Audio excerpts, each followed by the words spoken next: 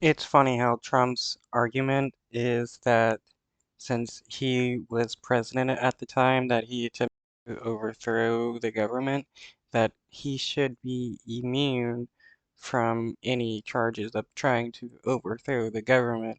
What kind of logic is that? Trump is back in a federal courthouse this Tuesday to argue that as a former US president, he should be immune from prosecution on charges that he conspired to overturn the 2020 election. The 77-year-old arrived in a motorcade to attend the appeals court hearing today, just blocks away from the US Capitol, where supporters stormed on January the 6th, 2021, to try and You know he's gonna lose. Nobody's gonna be like, yeah, since you're the president, you can commit a bunch of crimes and try to overturn the election and take over the government. Yeah, we'll give you legal immunity. disrupt the democratic transfer of power from Trump to Joe Biden. Well, covering the hearing is our Washington correspondent, Fraser Jackson. He's with me now from the courthouse. Fraser, just tell us what's been happening in the room so far.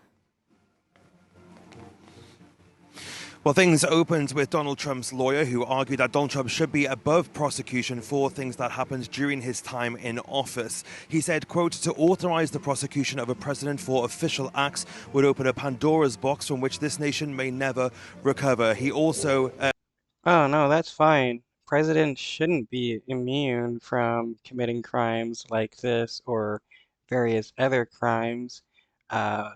Shouldn't be the precedent that a sitting president can't be prosecuted for something. said that it could result in former presidents being prosecuted for giving, quote, false information to Congress to enter a war. Now, Well, good. Yeah, let's prosecute Bush and others for the Afghanistan and Iraq invasions because they were.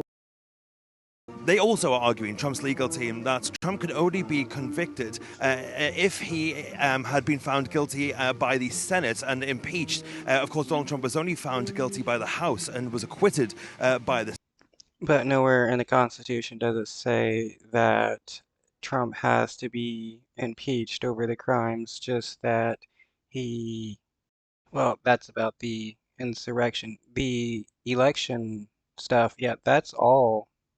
There's a bunch of evidence towards that. There's no way you can deny that Trump tried to influence the election. Look at Georgia, look at Maine and Michigan.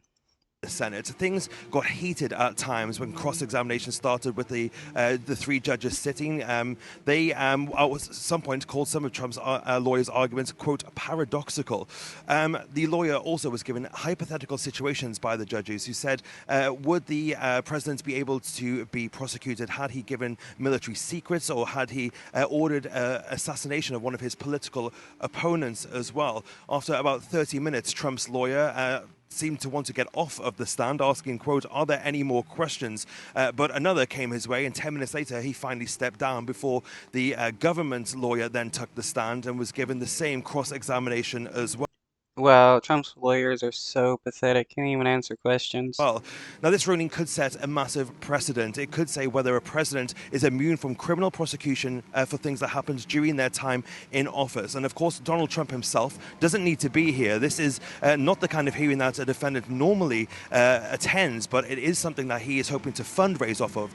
Donald Trump's two biggest fundraising days so far have been after his appearance at the courthouse in Manhattan, and then again Yeah, because he's supposed to be rich, but he loves to beg people for money. after he was booked for the crimes in Georgia that are alleged there, during which his mugshot was taken. Look, Fraser, this has just got underway where you are in Washington, but do you have a sense yet of what the likely outcome of this is going to be?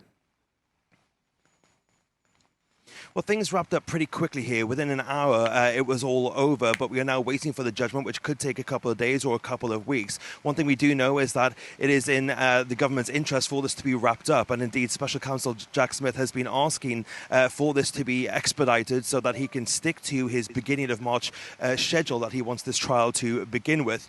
Whichever way this goes, it's likely to end up at the Supreme Court. Now, Donald Trump's lawyers have already said they will appeal if it doesn't go their way, but the Supreme Court Yeah, appeal, appeal, appeal. That's all they can do. They can't prove their case, so they're going to appeal until somebody is willing to believe them, which nobody will, because they have no evidence to support themselves. Court will have to decide whether they want to hear the case, and even then, they will then need to expedite it once again if it is to start this trial on time. So that is really hanging in the balance here. The Donald Trump's legal team is hoping that it will get pushed past that March start date and potentially even past November, hoping that if he wins the election, then it could be staved off altogether. Yeah, that's his main goal, trying to become president again so that he can be immune from any criminal charges.